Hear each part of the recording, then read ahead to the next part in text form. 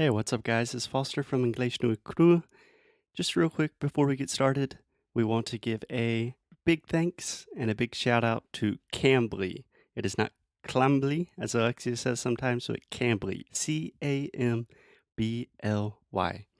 With Cambly, you can literally, quite literally, just get on your phone, choose a teacher, choose any topic you want, and have on-demand English classes. You can do classes from 15 minutes. They have super flexible plans. They give awesome deals. For example, you can do your first class free with Inglês no Cru. Just go to Cambly.com or download the Cambly app on your iPhone or your Android, whatever device you're using. And when you sign up, use the code Inglês no Cru. You don't have to enter any credit card information or anything. We're giving you free English classes with professional teachers, and we see who's signing up and who's not signing up. So sign up. It's awesome. All of my students complain, hey, I don't have anybody to talk to. Yes, you do. You have thousands and thousands of teachers to talk to on Cambly. Do it. Cambly.com. Use the code Inglês no Cru. Okay, on with the show. Oi, fala aí, pessoal. Bom dia. Você está escutando o Inglês no Rádio. I am your host, Foster Hodge. This is your daily dose of English.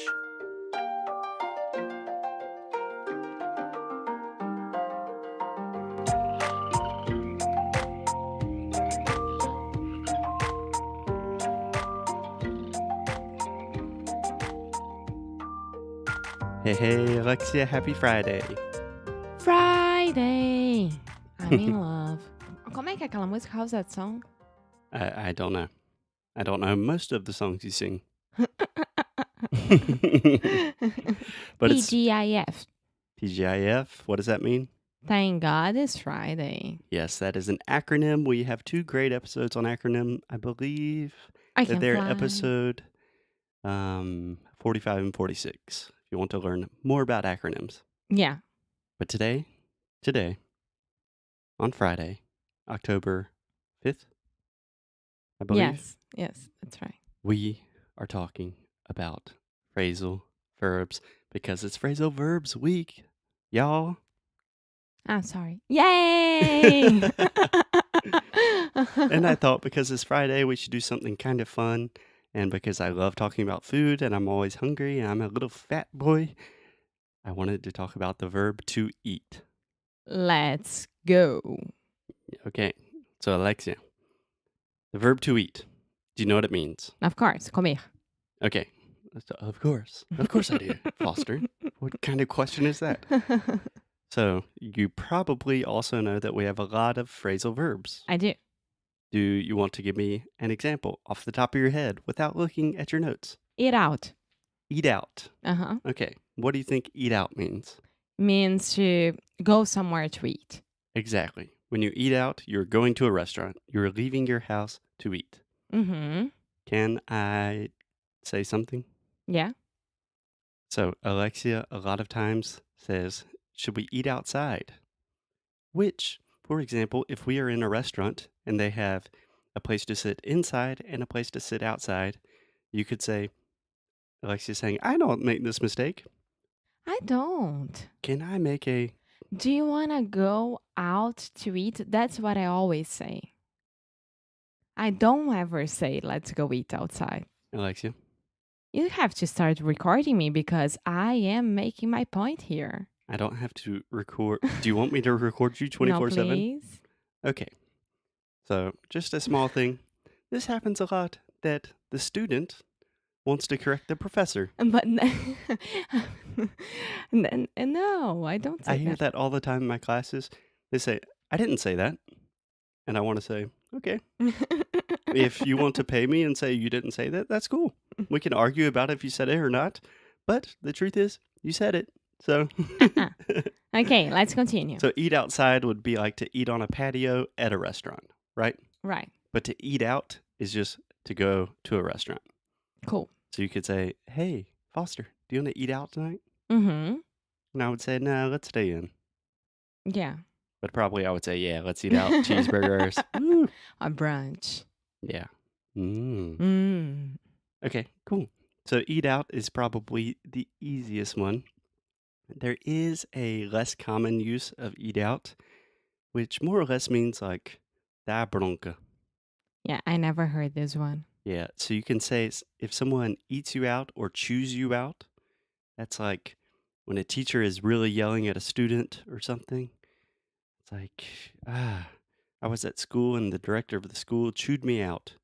I mean, she yelled at me a lot. She was very mad at me. But honestly, everyone, I would be careful with this because to eat out someone also has a very sexual connotation. I don't think we need to explain what it is. Yeah, I don't think that people should use like this. It's good to have all of the Of information course, available it's if you are important. in a context where you want to use the more sexual connotation. Just give it a quick Google. That is not our place. Okay, Okay, so next one. eat out in general is just to go out to a restaurant. What about to eat up? To eat everything. Yeah, normally, yeah. Do you have an example? Um, no. So this is something that I hear my dad say all the time is eat up. Or when we were little kids, he always said, "Eat up, boys," which is means like it's time to eat a lot. We're gonna eat everything. Eat up. Yeah, That's funny. yeah. So that's just a good thing to say if you're at a table with a lot of people. It's like, let's eat. Eat up. Everyone, eat up. Can I say like I want to eat up everything? Mm, you could say I ate up everything. Okay. Yeah, yeah, that makes sense for sure. We also have a less common example of eat up when you're referring in general to money and finances. So if something is eating up your finances, that means it's consuming. It makes sense in Portuguese as well. Tipo, sei lá, as cervejas estão comendo todo o meu salário. We don't say that very often, but it makes sense as well. Yeah. Yeah. I mean, you can think about it in a business context where a lot of people would say, I don't know, our marketing budget is eating up a lot of our finances. That's pretty common. You could use another word or phrasal verb, but it's good to know, especially if you're studying business. Yeah. Okay, the next one, Alexia. Eat away. This one I don't know. Yeah, so I could be mistaken, but I think sometimes in Britain, Australia, other English speaking places apart from America, they might say eat away in the same way that we say eat out, like to eat at a restaurant. Mm-hmm. But the one I am more interested in is the phrasal verb to eat away at. Do you know what that means? No. So if something is eating away at you, that means it is really giving you a lot of problems. It's making you feel really guilty. It's like, imagine I found some money on the street and I took the money. And it's like, I took that 20 euros that I found on the street the other day and it's really eating up at me. It's Or like, it's eating at me. it's very desconfortável, Yeah. like. It's eating away at me. I feel so guilty, right? Right. So for an example, it normally has to do with guilt. Okay. Does that make sense? Yeah. Cool. So, do you wanna go out and eat out If you say go out and and eat out, a little bit repetitive. So you could and say, eat up and I don't know what else. yeah. So just to resume everything here, which is actually a Brazilian translation, I would say just to summarize everything, you could say, I want to eat out, which means eat at a restaurant. You could eat in, which means eat at home. You could have something eating away at you, which makes you feel guilty. You could say something is eating away a lot of your expenses. There are a lot of different uses of the verb to eat, and it's a good thing to be aware of because everyone eats, everyone eats out. Most people eat out sometimes. If you don't, you eat in. So you need to know how to use this verb Yeah. correctly. Yeah. Yeah, a lot of people, I always tell them when learning English, focus on your hobbies, the things you're interested in. And a lot of my students say, but, I have one hobby that is kite surfing, and I don't have people to speak in English with that. But with eating, with food, everyone eats food.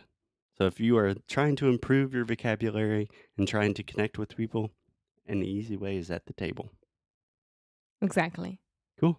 So This one was pretty easy. I don't think that people will have much trouble with that. So let's eat out, everyone. Today's Friday. let's eat out. We are going to eat out tonight. We're going on the town to celebrate. But what I recommend, even though these phrasal verbs are a little bit easier, try to really put them into practice because phrasal verbs, one of the most difficult things, are using them in the most natural way possible. Yeah, And the way to do that is just put it in practice, speak these things to native speakers, see how they react. If they react in a weird way, like, don't you mean eat out, not eat up or something like that, that's how you learn. exactly. Então, não tenham vergonha. Falem. É o único jeito que vocês vão aprender. Yes, I am the most shy, ashamed person in the world, and I have managed to do this. I've lived through it. If you listen to the last episode about live, so if I can do it, you can do it. Exactly. Okay, happy Friday, guys. We will see you later. Bye. Thank you so much for listening to another episode of Inglês no Rádio. If you like what we do, if you want to support the show, please check out inglesnocru.com. At inglesnocru.com, you can find everything from the worksheets for these episodes to learn all of the best pronunciation, vocabulary, grammar, real English, the way we speak it on the streets. You can also do personalized private coaching sessions with me in our pronunciation course. Sounds cool. Most importantly, keep up the good fight and lose well. Até já já.